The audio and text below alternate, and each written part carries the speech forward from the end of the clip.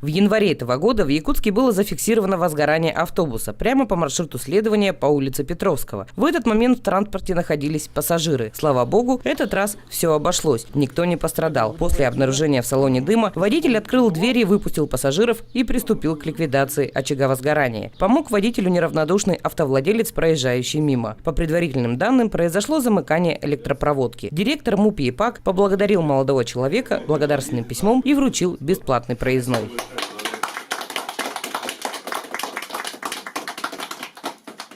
Вечером после работы, уже закончилась работа, возвращались домой, ехали с женой, с товарищем, увидели дым, огонь, горит что-то. Жена прокомментировала: автобус горит, спросила: поможете? Как раз в это время у нас был огнетушитель с собой. Буквально несколько дней назад положили большого объема и пригодился. Вытащили огнетушитель, подбежали, начали тушить. Все, пламя погасло. Огнетушителя только хватило, весь израсходовался. Отключили аккумуляторы. Все, подъехали пожарный наряд.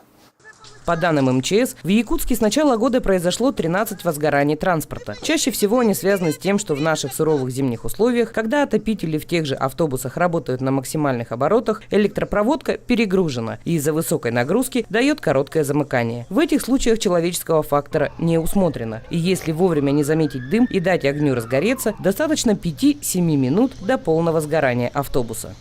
На сегодняшний момент пока еще серьезно ни один автобус не пострадал, поэтому очень много работы проводится профилактической, то есть постоянно, то есть и при текущем ремонте, и при любых заездах в АРМ постоянно проверяется, то есть на готовность автобуса, на исправность электропроводки.